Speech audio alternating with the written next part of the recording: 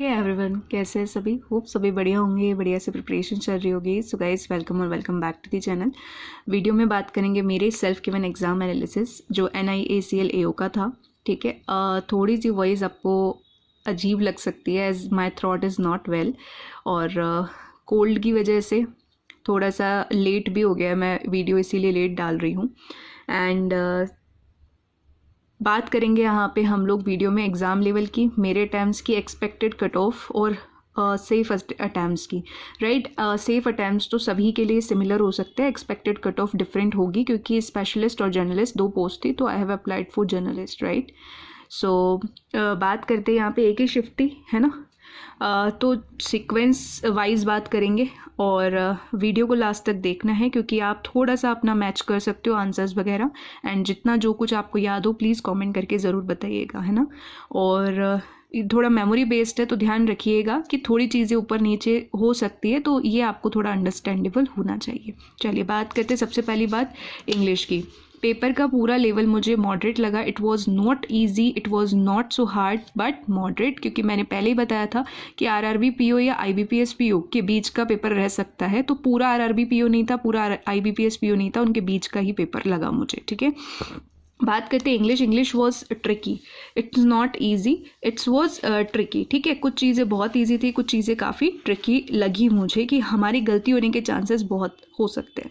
Okay, तो first sequence English का ही था। तो फिलर्स थे, डबल फिलर्स थे जिसमें 5 क्वेश्चंस थे। तो एक क्वेश्चन में इनेबलिंग था, एक में इंगेज इन था, एक में ऑफिसर्स और कवरिंग था। ठीक है, ऐसे 3 क्वेश्चंस मुझे याद हैं। सेंटेंस इंप्रूवमेंट के क्वेश्चंस थे कि एक सेंटेंस होता है, बीच में पार्ट बोल्ड होता है, उसको आपको रिप्लेस करना होता है ना। तो 2-3 क्वेश्चंस थे, वो मुझे भी याद नहीं है। पैराजंबल स्पेसिस पे बेस्ड था कोई, और 6 सेंटेंसेस थे इसके।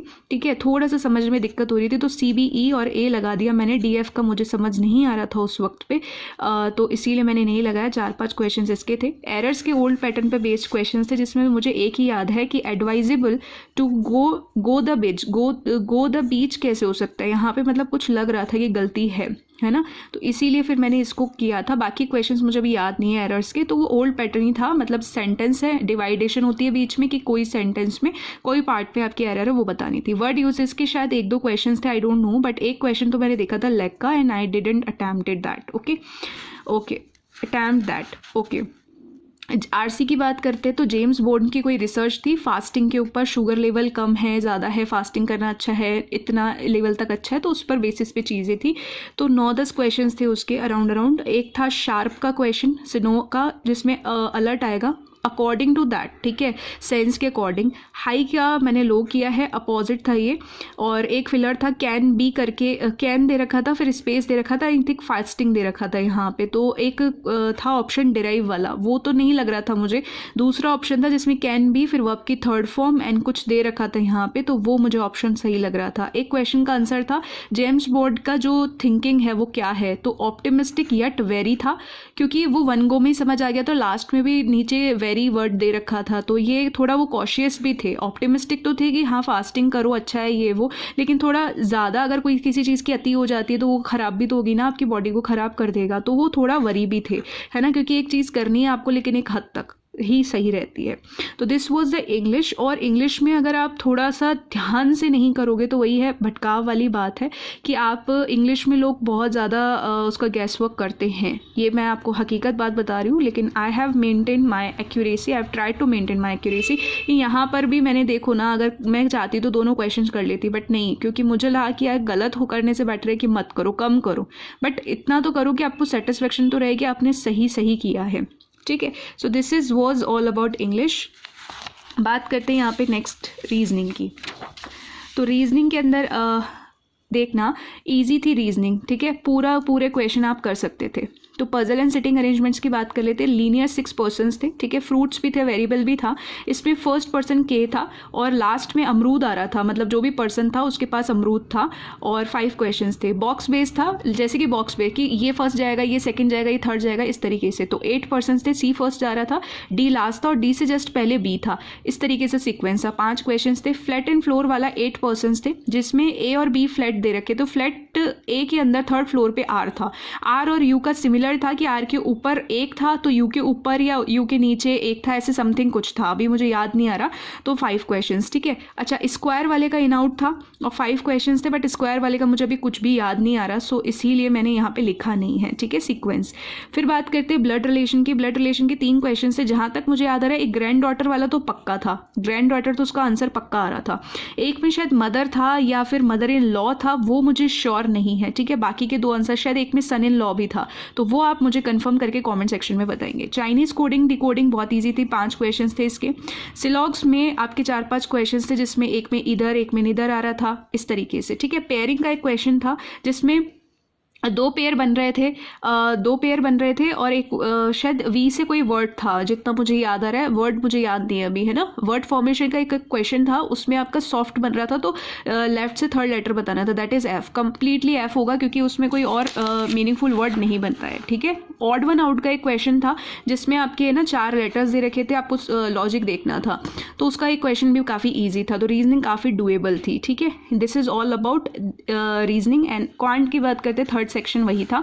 कैलकुलेटिव मुझे लगा definitely approximation was not so easy. 5 question थे जिसमें से एक आध हो सकता है आपने छोड़ा हो, मैंने भी छोड़ा है एक क्वेश्चन, ट्रिकी था ये, ठीक है। Quadratic equation was so easy, so CND था। और एक क्वेश्चन में तो शायद x 2 में मुझे CND ध्यान आ रहा है और एक में शायद ऐसे ही था, x लेस देन y, ऐसे कुछ था, ठीक है। मतलब इजी था, डुएबल था, आप कर सकते थे, क्वाड्रेटिक इक्वेशन को छोड़ने वाला नहीं था। अर्थमेटिक कैलकुलेटिव थी, डेफिनेटली वेरिएबल भी थे, और 3 लाइंस तो मुझे हर क्वेश्चन में दिख रही थी। 10-11 क्वेश्चंस थे। तो मिक्सचर एलिगेशन वाला जो था उसमें 28 आंसर था। एक जो CPMP वाला था उसमें 200 था, और एक सैलरी वाला क्वेश्चन नहीं होता, इतने में से इतना खर्च कर लिया इस पर, फिर इतना बचत किया, इतना ये किया, तो उसमें 45,000 करीबन आंसर आ रहा था, ठीक है। तो अभी मुझे 3 अर्थमेटिक का आंसर्स याद आ रहे हैं, ये था। अब DI की बात कर लेते हैं। तो DI में तो DI की बात करते हैं अपन यहाँ पे। तो कैसलेट वाज इजी, ठीक है, बहुत इजी था। मेल फीमेल था यहाँ पे, और एक था विथ मतलब फाइनेंस, विपणन, आई थिंक एडवर्टाइजमेंट या मार्केटिंग कुछ होता है, बीच में मैं भूल गई क्या था, है ना। तो मेल 250 थे, फीमेल 150 थी, रेशो था 3:5 का या कुछ समथिंग ऐसे कुछ था। 400 टोटल थे, ठीक है। 5 क्वेश्चन थे, ईजी थे। इसमें एक आध क्वेश्चन ऐसे थे DIs के अंदर जिसमें थोड़े कैलकुलेटिव ज़्यादा हो रहे थे, है ना, तो उसको अगर अपन करेंगे ना तो और भी नंबर ऑफ अटैम्प्ट्स कम हो जाएंगे। ये वाला था सीन। टेबुलर वाला था, उसमें डिफरेंस दे रखा था आपको फिक्शन और नॉन फिक्शन का, ठीक है, और रेशो दे रखा था। तो रेशो से तो इजीली आ ही जाएगा। 5 क्वेश्चंस थे, वैल्यूज़ निकालो और फिर आपको आंसर अटैम्प्ट करने थे। और एक थी एटलस और डिक्शनरी, लाइन ग्राफ थी, टोटल दे रखा था आपको और उसमें एटलस दे रखी थी, तो आपकी डिक्शनरी ऑटोमेटिकली आ जाएगी। 5 क्वेश्चन, ये मेरे को कैलकुलेटिव लग रही थी, ठीक है।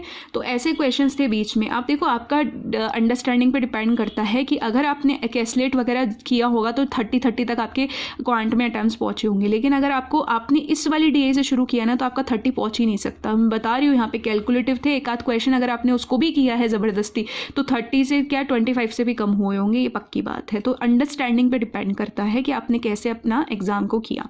तो दिस इज़ ऑल अबाउट। अब मेरे अटैम्प्ट्स की बात कर लेते हैं। तो इंग्लिश में मैंने ज़्यादा रिस्क नहीं लिया, 24, 2 क्वेश्चन और कर लेती तो 26। तो इस तरीके से रीजनिंग में मेरा 35 है और क्वांट में 27, तो ओवरऑल 86। मैं थोड़ा इंग्लिश में कर सकती थी, ये मैं भी जानती हूँ, 27, 28 तक आराम से हो जाता था, लेकिन क्योंकि मेरी एफिशिएंसी थोड़ी डाउन हो गई थी, इसलिए बिकॉज मेरी तबीयत ठीक नहीं थी and I was having severe back pain, तो होता है फीवर में, वायरल में, तो इसी वजह से कोई ना, जो हुआ सो वो भी अच्छी बात है कि अपन एटलीस्ट करके तो आए एग्ज़ाम कंप्लीट, वो भी इंपॉर्टेंट बात है। एनीवे, बात करते हैं यहाँ सेफ़ अटैम्प्ट्स की। तो सभी स्पेशलिस्ट हैं या फिर आप जर्नलिस्ट हैं, जो भी हैं, ठीक है, सेफ़ अटैम्प्ट्स ये रहेंगे कि अगर इंग्लिश में ज़्यादा रिस्क नहीं लिया है, एक्यूरेसी मेंटेन की है, तो 22 से 23 मुझे लगता है कि एक अच्छा अटैम्प्ट है। रीजनिंग के अंदर भी अगर आपकी एफिशिएंसी 28 से 31 के आसपास है तो इट्स अ गुड अटैम्प्ट। और क्वांट की बात करते हैं तो क्वांट में हो सकता है काफ़ी लोगों की एफिशिएंसी अगेन 22 से 23 हो सकता है, इससे भी कम, क्योंकि कैलकुलेशन सबकी अच्छी नहीं होती है ना। तो मुझे लगता है यहाँ पे ओवरऑल अगर मैं बात करती हूँ तो 75 से 80 बोल सकते हैं हम यहाँ पे कि 75 से 80 2 बोल देती हूँ मैं यहाँ पे, 82 ठीक रहेगा एक, है ना। अच्छा अटैम्प्ट किया है आपने, क्योंकि ये चीज़ें मैंने ऐसे बताई हैं कि सिर्फ यूआर की कट ऑफ नहीं जाएगी, स्पेशलिस्ट की अलग जाएगी, जर्नलिस्ट की अलग जाएगी, साथ में कैटेगरी भी अलग अलग होती हैं, है ना। तो this is a safe attempt. इससे कम होता है ना तो दिस इज़ नॉट गुड। हाँ, तो आपको नेक्स्ट एग्ज़ाम पे फोकस करना चाहिए, बट यस इसके बीच आ रहा है या इससे प्लस ही गया होगा डेफिनेटली, तो उस केस में आप जो है अच्छा करके आए हो। और बहुत कम रेशो है, मान लीजिए कि मुझे लगता है कि कोई 5 से 6% ऐसे लोग होंगे जो 90 तक रीच किए होंगे, क्योंकि पेपर का लेवल वैसा था, है वैसा था नहीं था, ठीक है, कि मैक्सिमम उसको कर पाए। मैक्सिमम जो मुझे लगता है कि जर्नलिस्ट की कट ऑफ रहनी चाहिए, वो मुझे एक ओवरऑल लग रहा है कि 78 से 81 के आसपास लग रही है। और मुझे लग रहा है कि इससे ड्रॉप होनी चाहिए, बट देखो ड्रॉप होने के लेस चांसेस है। क्यों? क्योंकि एक तो वैकेंसीज कम होती हैं इंश्योरेंस सेक्टर में, दूसरी चीज़ यहाँ हाँ ड्रॉप हो भी सकती है कि एक रीज़न के एप्लीकेंट कम है, उसमें भी काफ़ी सारे लोग तो एग्ज़ाम देने आए नहीं होंगे कोई भी रीज़न की वजह से, है ना। फिर थोड़ा सा ये चीज़ रहती है। बाकी मुझे लग रहा है कि 71 से 8 से 81 बहुत ज़्यादा कम भी नहीं जाती ना इनकी कट ऑफ, अगर आप देखोगे तो, है ना। तो ये इतना मुझे साउंड कर रहा है। बाकी ठीक है, देखते हैं क्या होता है। अगर इससे कम जाती है तो बहुत अच्छी बात है, बाकी इतना तो जाएगी, ये मुझे इंट्यूटिवली लगता है। बाकी let's hope for the best, this is my expectation, please do not take it कि ये ऑफिशियली हो जाएगा, नहीं, ये एक्सपेक्टेशंस है बेस्ड ऑन माई रिसर्च। तो this is all about this video. Hope आपको वीडियो इन्फॉर्मेटिव लगी होगी। इन्फॉर्मेटिव लगती है तो don't forget to like, share and subscribe for more informative videos. Till then take care, bye bye, मिलते हैं next video में। Good luck.